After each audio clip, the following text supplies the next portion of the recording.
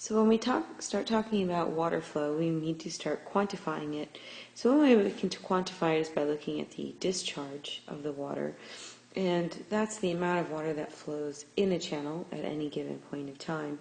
So you can see here basically, right, we've got this monitor that's in here, and we're measuring how much water is physically passing by that meter every second. We can measure it several different ways, feet per second or meters per second.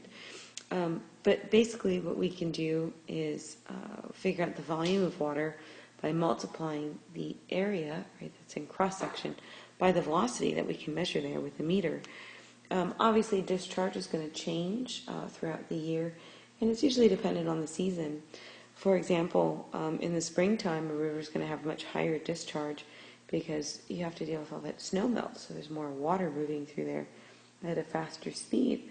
Whereas in the wintertime, that material is frozen, so it's not going to be moving downhill or moving anywhere nearly as fast, nor is there going to be as much water in the column either. It should also go without saying that velocity within the river channel itself is not uniform.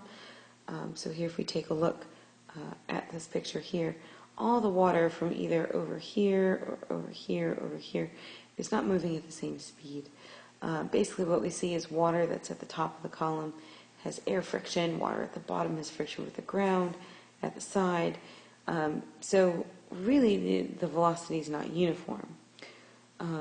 What we tend to see is that velocity isn't it's not very fast in deep, narrow channels like this guy. However, water tends to move much faster if it's in wide, shallow areas. It can move a heck of a lot faster. So you can kind of think about that as you travel around and take a look at different rivers, or even go down to the French Quarter and look at the Mississippi itself. But there is a part of the river that moves the fastest, and that's called the Thalweg.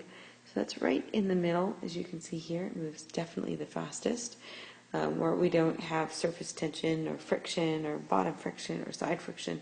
That's where most of the flow is going the quickest. In our rivers, we can also get what's called turbulent flow. This is where we've got chaotic movement of the water. And this tends to happen if we have objects in the water, like boulders. This is what creates rapids. So people that like to go whitewater rafting, they're going in turbulent flow. So basically, in whitewater rafting, you've got these really large boulders, and that water has to go over the boulders. And as that water goes over the boulders, obviously it turns all the water above it, right, which is what makes rafting so much fun. But without that turbulent flow, right, without those boulders in there, you wouldn't be able to enjoy such an activity. So rivers are definitely highly erosive. So the energy of the water comes from the mass of it and gravity, right, that's physically moving it. So basically what rivers and streams are doing is they're converting potential energy to kinetic energy. And as we saw with our sedimentary rocks, the faster the water flows, the bigger material it can pick up. So the faster it flows, the higher the kinetic energy. The slower it flows, the smaller particles it picks up. Generally, during a flood, kinetic energy is much higher because there's more water, right? So it has a potential to move more things. So streams definitely abrade and dissolve material. It can also scour the bottoms where it's breaking apart the bottom and moving the sediment along.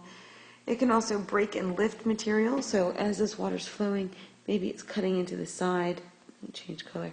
Maybe it's cutting into the side and breaking apart these chunks and carrying them downriver.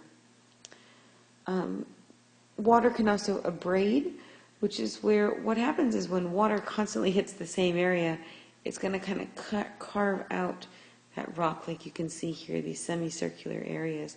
So what happened is water was constantly hitting this area, and it just cut out that nice little notch there. So that's abrasion. Sediment is obviously transported by water as well.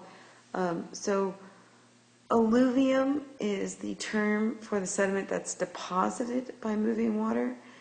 Fluvial sediment is sediment that's moved very specifically in a river environment. So we have generally two different types. But when we look inside the river itself, at the material it's moving, what we're looking at is the sediment load, so the amount of material that's moved by the running water. And there's three types of material we can find in the load. The first is dissolved material. So that tends to be things like salt, right? That's material that's dissolved in the water. We can have suspended load, right? That's material that's being picked up and moved. So 9 times out of 10, that's your fine-grained material, your silt and your clay. And then the third thing we can have is what's called the bed load. Those are the bigger pieces that are moving around on the ground, is what you see here. These larger pieces, they're physically hopping, right? They're moving. That's what we call saltation. But that's part of the bed load. So when we talk about our rivers and measure them, what we can measure, two things we can look at is competence and capacity. Competence is the largest class size transported. So again, the faster the water moves, the bigger the competence, the greater the competency. The slower the water moves, the lower the competency, the smaller pieces it can carry. And we can also talk about capacity, how much material is being transported. So you have something that has high capacity, that means it's moving a lot of material, whether it's suspended or dissolved or bed load. It's all moving around. So we can look at things like high discharge and low discharge. High discharge is where we've got big pieces moving. Low discharge is where we're moving very small particles. So as you can see in this picture, it's currently at low discharge, but it has the capability to be at high discharge just by looking at those big boulders.